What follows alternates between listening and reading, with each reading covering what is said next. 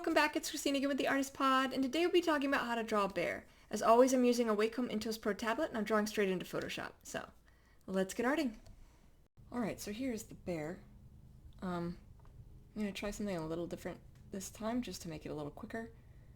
I have the brown already selected, but what I'm going to do, instead of doing the every individual bit of clump of hair when I'm adding in the shadows, I'm just going to shadow the whole thing, except in the areas that will be shadowed. And that should make it a little quicker, because it takes, doing this style kind of this way takes some extra hours. So when I'm talking about adding something in shadow or doing that, what I mean is it's not full pin pressure, right? It's just sort of this light pin pressure. Typically what I'll do is I'll stay within, you know, the individual lines here. So I would stay like in here, and then I'd move to the next one. Problem with that is it takes a while, so I'm just going to fill in the whole thing, and then when we add the highlights will be the chance to do all of that. So I'm going to get this whole thing done in shadow. In the areas that are in shadow, again, I am going to go ahead and separate by the clumps of hair, but the areas in highlight I will not. So I've already kind of worked that out, right? Light source coming from above and kind of to the right, kind of above and in front of, so you have some shadowing under the chin, shadowing under, you know, various spots, and then under the head here. So I'm going to get all of that done, all of the shadowing done with this light pin pressure, and I will be right back.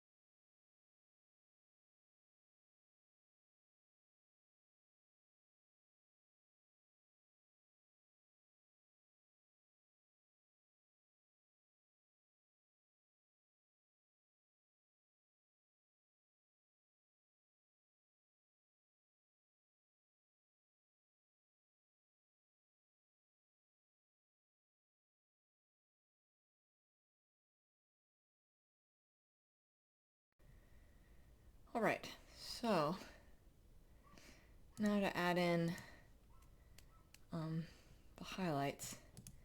So to add in highlights, right, you don't have to add more pin pressure, although you can. You can just add more lines. I'm going to do a combination of both, and this time I am going to be sticking to the individual hair, but only where it would be highlighted, because in theory we already have the shadows established, right? So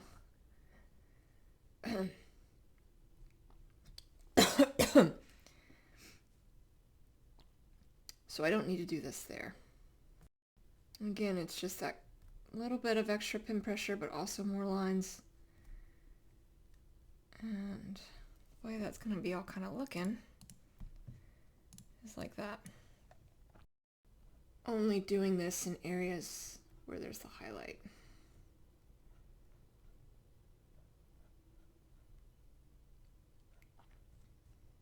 And sticking to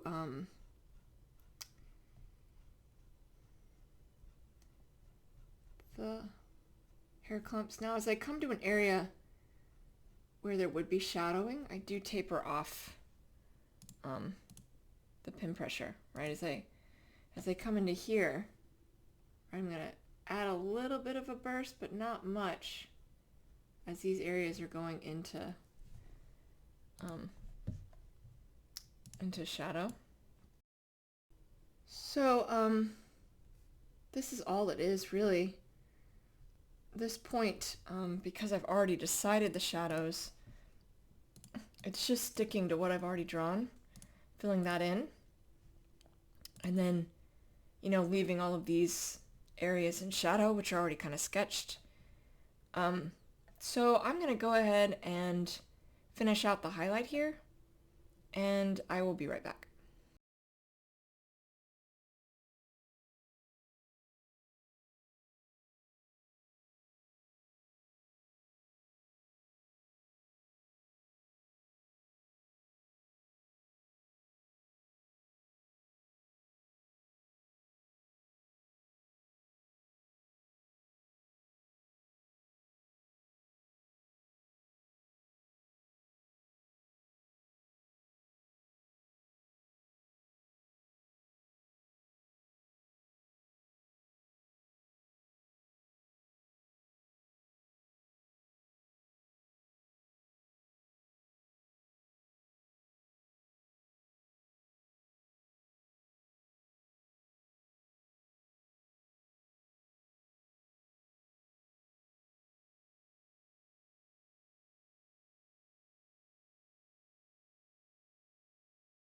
Alright, so other than just modifying a few things,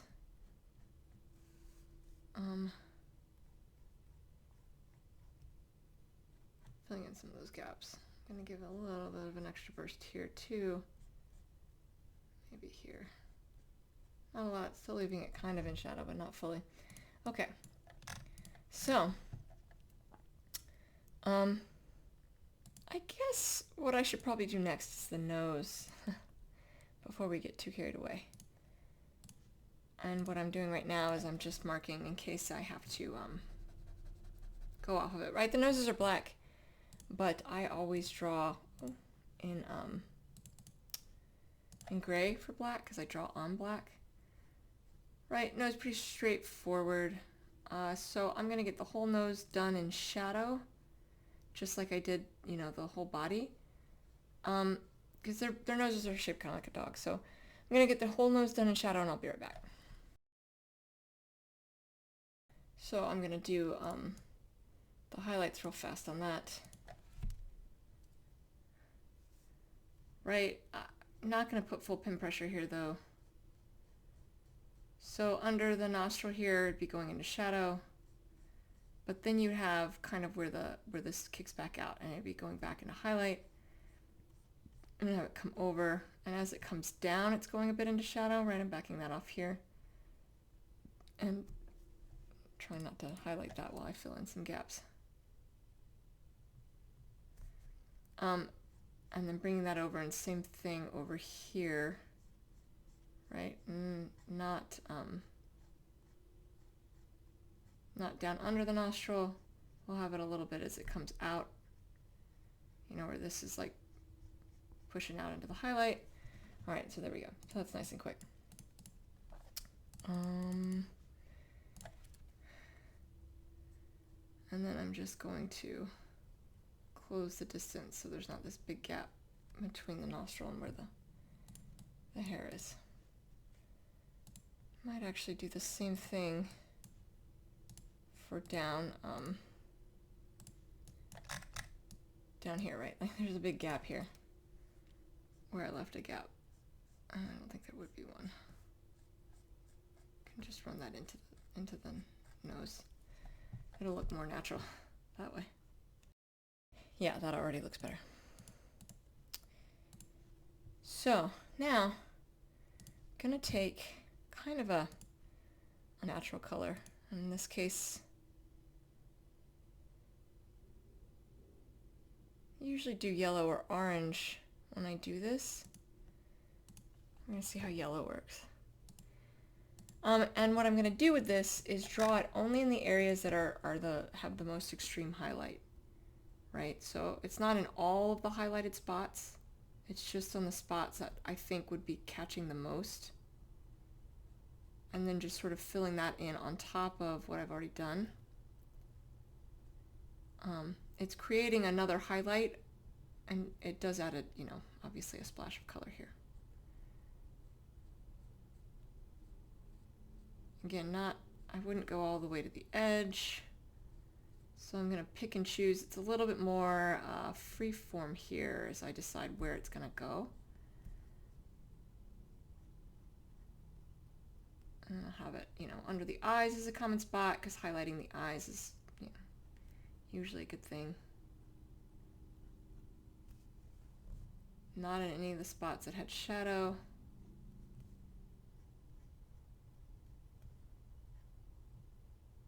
And I don't want this to seem too rigid, right? So I can also back off, just like I do with shadow, backing off as I come away from a spot, how much highlight I'm adding.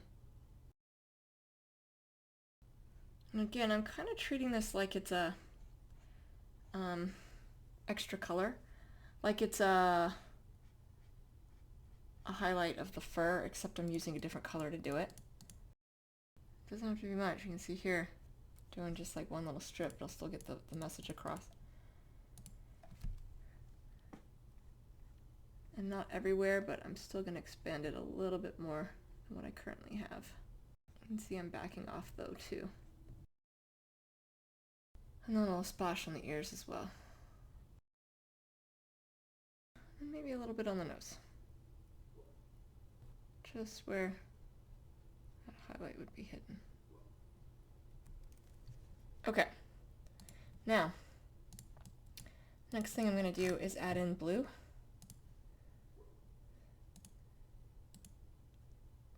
Make sure it's a nice bright blue, even brighter than the yellow, because this is going to be our shadow color.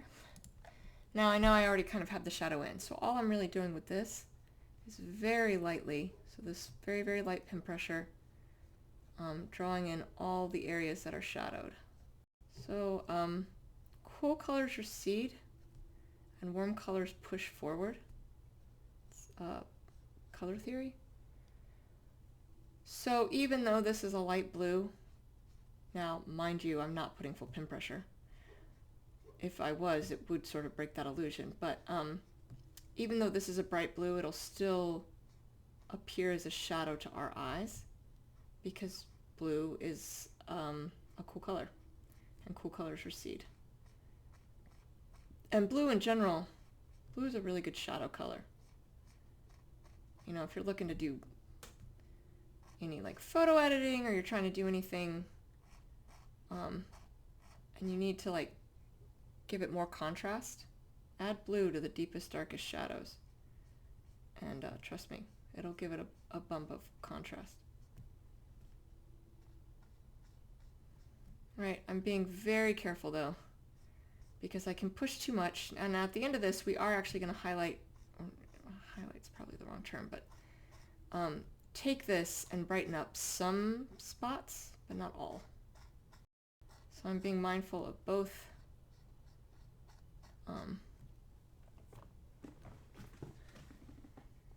how much pin pressure I'm putting and how many lines I'm putting.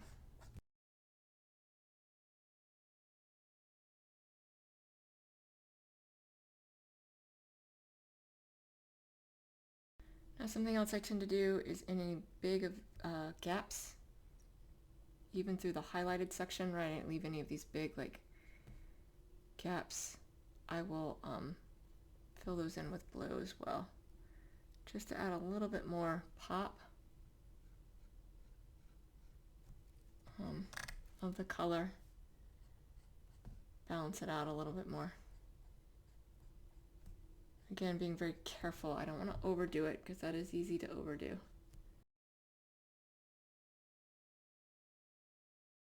Now, if I needed to, I could temper the yellow. You see how much that does, though. Having that yellow there. I could turn it into more orange. But, I don't know. I kind of like it. So then the last thing to really add are the eyes. So they'd be brown. Probably like a reddish brown. Right, so I'm just doing like a semicircle here. Debating on if I want it, and I know I'm a little far into this to say that, but Actually debating on if I want it to look at me or to look off. To look at the viewer, to look off. It's easy enough to shift. Right, so I could, once I sketch this in, if I want it to look more our way, I could shift it until it looks like it's looking our way. I don't know. I think maybe it works looking off though. Yeah, okay, we'll do that. And then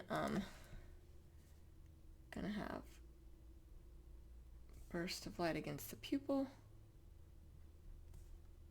Light source is a little bit more to the right, but it's still gonna come down and underneath. Come up to the edge as well. Fix that, that's fine. And then all over here, it's more in, it's not as bright as the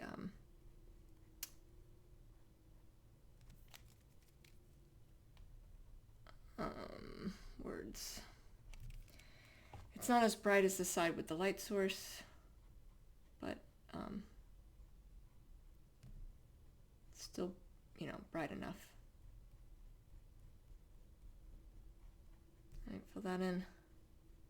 Fill that in, it's nice and quick.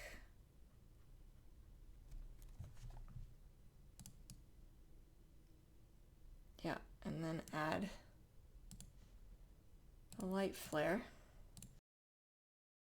Just want both to be the same, but they don't have to be identical.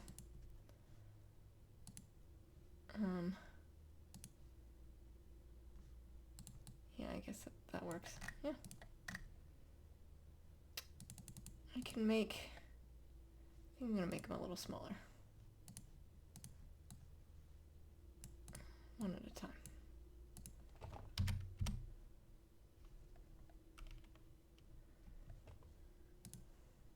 Not by much. Just not quite so far out in on the edge. Yeah, that's much better. All right. There we go. There is a grizzly bear. Something I completely forgot to do is taking the blue and brightening up a few spots.